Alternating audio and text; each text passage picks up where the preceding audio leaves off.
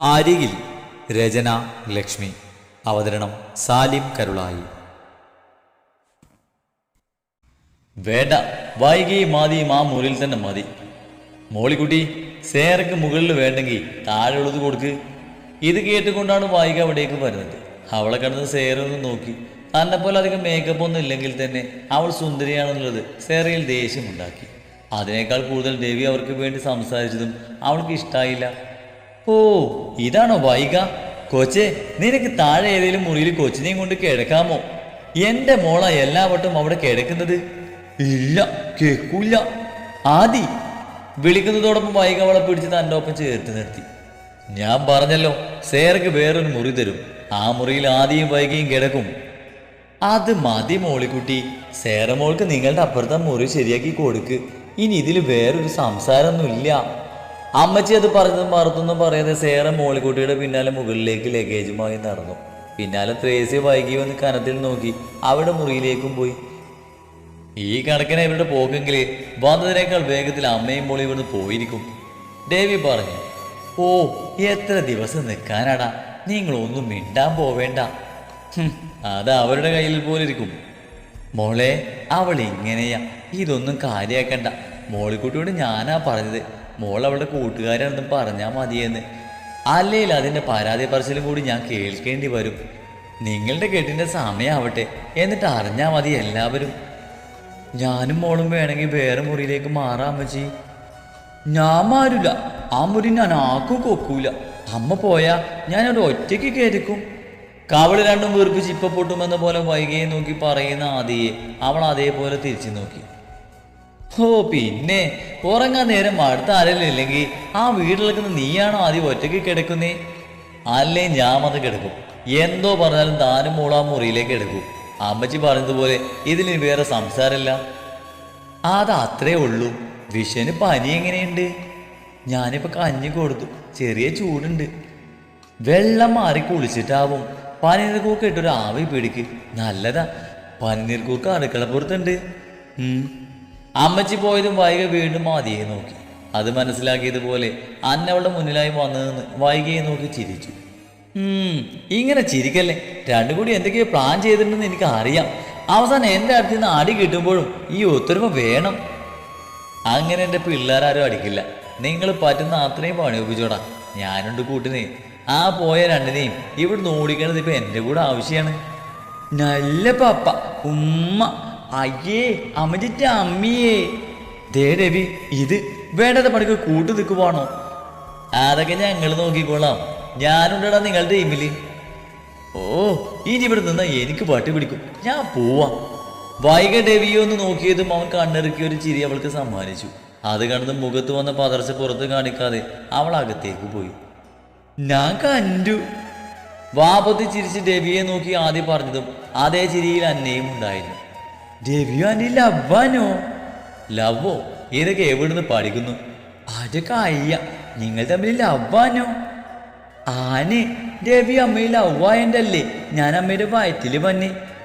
ജോങ്കിലും മോലാൻ്റെ ലവ്വായൻ്റെ അല്ലേ അന്നെ കുറ്റി വന്നേ? ഇതൊക്കെ നിന്നോട് ആരുടെ കൂടിയെ പറഞ്ഞു തരുന്നത്? എൻ്റെ ഫ്രണ്ടുണ്ട് നീലു, അവളെ പന്നെ. അവളുടെ അച്ഛൻ അമ്മയിൽ ലവ്വാ, അതുകൊണ്ട് അവള് വന്നേന്. അതേപോലെ അല്ലേ ഞാനും അന്നയും വന്നേ? ആനോ പാപ്പേ? ഞാനും അങ്ങനെയാണോ വന്നേ? നിങ്ങൾ ലവ്വായോണ്ടാണോ ഉമ്മ വെക്കുന്നേ? അതുകൂടി കേട്ടതും ജോയിയുടെ ചിരി പാഞ്ഞു. ലവ്വായോ ഉമ്മ വെക്കുവോ? അപ്പൊ പപ്പയും അമ്മയും ഉമ്മ വെക്കുവോ? മതി മതി സംസാരം, രണ്ടു പോയി കളിച്ചേ. വാ അരിമോലെ, എനിക്ക് വിശക്കുന്നു, നമുക്ക് കഴിക്കാവേ. ആ, അവര് രണ്ടും പോയതും ഡേവി ജോയിയെ നോക്കി. കൊച്ചിന്റെ മുന്നിൽ വെച്ചാണോ നിന്റെയൊക്കെ കോപ്രായം? എടാ, അത് ഒരിക്കലും അടച്ചിട്ടൊക്കെ അതവെന്ന് പറഞ്ഞ് ഇപ്പൊ പോയ ആ സാധനം കയറി വന്നപ്പോ കണ്ടതാ. അല്ലാതെ ഇതിന്റെ മുന്നിൽ വെച്ച് ആരെങ്കിലും എന്തെങ്കിലും ചെയ്യോ? ഈ നാട് മൊത്തം അറിയിക്കില്ലേ? എന്തായാലും അവളെ ഒന്ന് സൂക്ഷിച്ചോ നീ.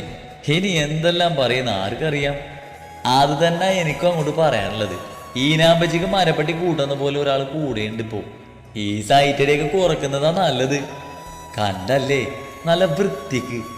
എന്നാ പിന്നെ ഒന്ന് സൂക്ഷിക്കുന്നത് നല്ലതാ രണ്ടുപേരും. ഉണങ്ങിയ തുണികൾ മടക്കി വെക്കുമ്പോഴാണ് വാതിലൊരു നിഴലക്കം വൈകി കാണുന്നത്.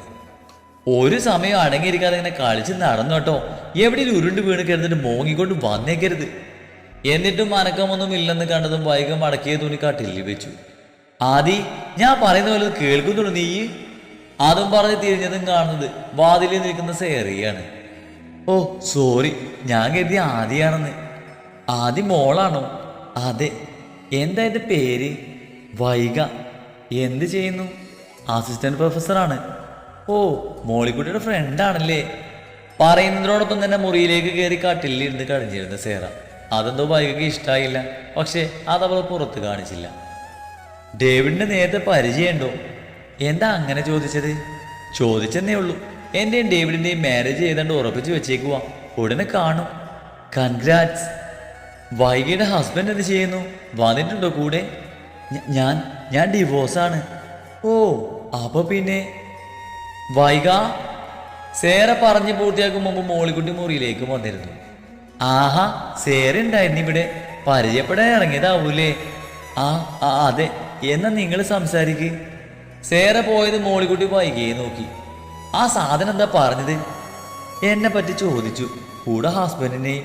ഞാൻ ഡിവോഴ്സാണെന്ന് പറഞ്ഞപ്പോൾ പുള്ളിക്കാർക്ക് എന്തോ ബുദ്ധിമുട്ട് പോലെ തോന്നി. വേറൊന്നും പറഞ്ഞില്ലേ? അതിനു വേണ്ടി സമയമൊന്നും ആയില്ല വന്നിട്ട്. ഇപ്പൊ വന്നതേ ഉള്ളൂ. ആ പിന്നെ ഡേവിഡേയും അവളെയും കെട്ടുറപ്പിച്ചതാണെന്ന് പറഞ്ഞു. എന്നാലും നിങ്ങൾ ആരെന്നോടൊരു വാക്ക് പറഞ്ഞില്ല കേട്ടോ. കേട്ടല്ല, നല്ല കോട്ട അവൾക്ക് വേണ്ടത്. ഇതെങ്ങനെ ഡേവി കേൾക്കണം. നീ എന്നിട്ടൊന്നും പറഞ്ഞില്ലേ? ഞാനൊരു കൺഗ്രാസ് പറഞ്ഞു. അവൾക്കൊരു സന്തോഷമായിക്കോട്ടെന്ന് കരുതി. ആ ബെസ്റ്റ്. അല്ലാതെ പിന്നെ നിന്റെ ഫ്രണ്ട് മാത്രമായ ഞാനിവിടുത്തെ ഡേവിഡിനെ പറ്റി പറയുമ്പോൾ എന്താണ് പവതി പറയേണ്ടത്? അത് ഞാൻ വിശദമായി പറഞ്ഞു തന്നാൽ മതിയോ മാഡം? ആ വേണ്ടി വരൂടാ. ഇല്ലേ നിന്നെ ആ സേറയും കൂടി ഇവിടെ കേട്ടിക്കും. ഞാനെന്നാ പോവാ. രണ്ടും കൂടി എന്താന്ന് വെച്ചാൽ പറയ്. ആ പോ. നിന്റെ കണവനവിടെ പിള്ളേരുടെ പിറകെ കിടന്ന് ഓടുന്നുണ്ട്. പോയി അവനൊരു കമ്പനി കൊടുക്ക്. രണ്ടുകൂടി സംസാരിക്കുന്നതൊക്കെ കൊള്ളാം. കെട്ടിപ്പിടുത്ത മുമ്പോക്കല് അങ്ങനെ എന്തെങ്കിലും ഉണ്ടെങ്കിൽ ആ ഡോർ അടച്ചേക്കണം. ഇവിടെ തെറിച്ച് നടക്കുന്ന രണ്ട് സാധനങ്ങളുള്ളതാ. അതൊക്കെ ഞാൻ നോക്കിക്കൊള്ളാം. അത് നീ ഒന്ന് പോയേ. ആ ഇനി ടീച്ചറിന്റെ സംശയം തീർക്കാം. പറഞ്ഞാട്ടെ, എന്നെ കെട്ടിച്ചാൽ ഇനി തനിക്ക് സമാധാനം ആവത്തുള്ളൂ. കേട്ടാൻ ആഗ്രഹമുണ്ടെങ്കിൽ എനിക്ക് കെട്ടിക്കൂടെ?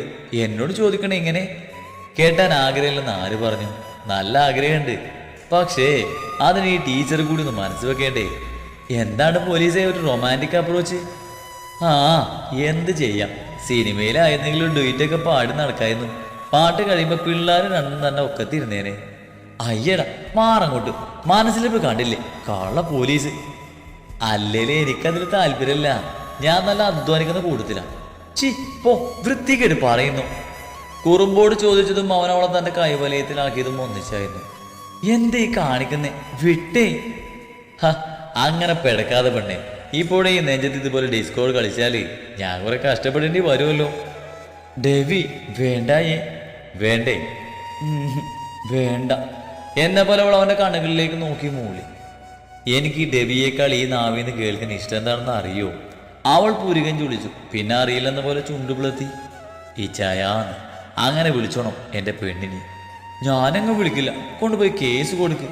എന്തിനാ വേറെ കേസ് കൊടുക്കുന്നേ? ഞാൻ പോലീസല്ലേ. ഈ കേസ് എങ്ങനെ കൈകാര്യം ചെയ്യണമെന്ന് എനിക്ക് നന്നായിട്ട് അറിയാം. ചെയ്യട്ടെ. തൻ്റെ കൈവലയത്തിൽ നിൽക്കുന്നവളിലേക്ക് അവൻ ഒന്നുകൂടെ അടുത്തു. ആ ചുടുനിശ്വാസം മുഖത്തടിച്ചതും അവൾ അറിയാതെ ഏങ്ങിപ്പോയി. ഡേവി അല്ല ഈച്ചായൻ. പറയുന്നതോടൊപ്പം തന്നെ അവൻ അവളുടെ കഴുത്തിലേക്ക് തന്നെ മുഖം അമർത്തിയിരുന്നു. ശരീരത്തിലൂടെ ഒരു മിന്നൽ പിടർ പാഞ്ഞു പോയതുപോലെ അവൾ ഞെട്ടി നിന്നു. അവന്റെ ചുണ്ടുകൾ അവൾ എഴിഞ്ഞു നടന്നതും അവളുടെ കൈവിരലുകൾ അവന്റെ മുടിയിലുകളെ അഴുകിക്കൊണ്ടിരുന്നു. അവന്റെ പല്ലുകൾ അവളിൽ ആഴ്ന്നിറങ്ങുമ്പോൾ ആ വേദന അവൾ അറിയാതെ പുറത്തേക്ക് വന്നു. അവളിൽ നിന്ന് വരുന്ന ഓരോ ശബ്ദങ്ങളും അവനിൽ കൂടുതൽ ആവേശമുണ്ടാക്കി. അതിന്റെ ഫലം എന്ന വണ്ണം അവന്റെ ചുണ്ടുകൾ അവളുടെ മുഖമാകെ ഓടി നടന്നു. എന്തുകൊണ്ടോ ആ നിമിഷങ്ങൾ അവളും ആഗ്രഹിച്ചത് കൊണ്ടാകാം അവൻ എതിർക്കാൻ അവൾക്കുമായില്ല. തൻ്റെ മുഖമാകെ ഓടി നടക്കുന്ന ആ തണുത്ത ചുണ്ടുകൾ കണ്ണിൽ വിശ്രമം കൊണ്ടതും അവിടെ നിന്ന് മൂക്കിലേക്കും പിന്നീട് തൻ്റെ ചുണ്ടിലെത്തി നിന്നതും അവൾ അറിഞ്ഞു. തൻ്റെ മേലുള്ള അവൻ്റെ പിടി ഒന്നുകൂടെ മുറുകിയതും ആ ശ്വാസം താനുമായി കൂടി കലരാൻ പോകുന്നതും എന്നവൾ തിരിച്ചറിഞ്ഞു.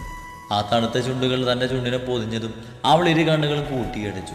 സാവധാനം തുടങ്ങിയ ചുംബനം നാവുകൾ കൂടി ഏറ്റെടുത്തപ്പോൾ ഇരുവരും മറ്റൊരു ലോകത്തെത്തിയിരുന്നു. ഒടുവിൽ ചുംബന ചൂടിൽ തളർന്നു പോയവളെ അവൻ നെഞ്ചിലേക്ക് ചേർത്ത് പിടിച്ചു. നോവിച്ചോ ഞാൻ? നോവാതെ പിന്നെ എന്തായത്? ഇച്ചായ വേണ്ടായേ. എന്താ വിളിച്ചേ ഇപ്പൊ? ഒന്നുകൂടെ വിളിച്ചേ. അത് ഞാൻ ഇനി ഈ ഇച്ചായ വിളി മാറ്റിയാണ്ടല്ലോ ഇപ്പൊ കേസ് തെളിയിച്ച പോലെ ഞാൻ ഒരിക്കൽ കൂടി തെളിയിക്കും. അത് വേണോ? അവന്റെ മറുപടി കേട്ടതും അവൾ അറിയാതെ കൈകൊണ്ട് ചുണ്ട് പൊത്തി പിടിച്ചു. വേഗത്തിൽ പിടിച്ചതും അറിയാതെ അവൾ എരിവ് വലിച്ചു. ആ എന്താ പറ്റിയേ? കാടിച്ച് പൊടിച്ചിട്ട് എന്താ പറ്റിയെന്നോ? മാറങ്ങോട്ട് കുരുത്തക്കേടെ. ഹേയ് ശരിക്കും പൊട്ടിയോ? ഞാനത് നോക്കട്ടെ. നോക്കിയത് മതി, ഇനി ഇവിടെ നിന്നാ ശരിയാവില്ല. മാറങ്ങോട്ട്. അങ്ങനെ അങ്ങ് പോകാതെ പെണ്ണേ, ഒരിക്കൽ കൂടി പ്ലീസ്. എനിക്ക് മതിയായില്ല. കൂടുന്നുണ്ടേ വിട്ടീച്ച. പറഞ്ഞ് പൂർത്തിയാക്കും മുമ്പ് അവൻ അവളുടെ ചുണ്ടുകൾ വീണ്ടും കവർന്നിരുന്നു. മമ്മി ഞാൻ പറയുന്നത് സത്യ. ആ പെണ്ണും കൊച്ചി ഇവിടെ നിൽക്കുന്നത് നമുക്ക് നല്ലതല്ല. നീ എന്താപ്പാ അങ്ങനെ പറഞ്ഞേ? അവൾ ഡിവോഴ്സാണ്. പോരാതെ മമ്മി ശ്രദ്ധിച്ചോ, ഇവിടെ എല്ലാവർക്കും അവളോട് ഇഷ്ടക്കൂടുതലുണ്ട്. ഡേവിഡിന് പോലും അത് നമുക്ക് ദോഷം ചെയ്യും. എനിക്കും തോന്നി. നിന്റെ മുറി അവളോട് ഒഴിയാൻ പറഞ്ഞപ്പോ അവനെ സമ്മതിച്ചില്ലല്ലോ. ആ മോള് പേടിക്കണ്ട, അവളെയും ആ കൊച്ചിനെയും എങ്ങനെ ഒഴിവാക്കണമെന്ന് മമ്മിക്കറിയാം. എന്റെ മോൾ ഡേവിഡിന്റെ മനസ്സിൽ കയറിപ്പറ്റാനുള്ള വഴി ആലോചിക്ക്. അത് ഞാൻ ഏറ്റു മമ്മി. ഡേവിഡ് ഈ സേറക്കുള്ളതാ. ഞാൻ അപ്പോഴേ പറഞ്ഞു അല്ലേ ഒലിച്ച് കളിക്കാൻ. ഇപ്പൊ കണ്ടോ നമ്മൾ എവിടെ ഒലിക്കും? പപ്പയല്ലേ പഞ്ഞ ഒലിക്കാന്. അമ്മ എന്നുവാ വേവ് എവിടെ ഒലിക്കാൻ. സാറ്റുകളിയാണ് നമ്മുടെ പിള്ളേരും മോളിക്കുട്ടിയും ജോയും കൂടി.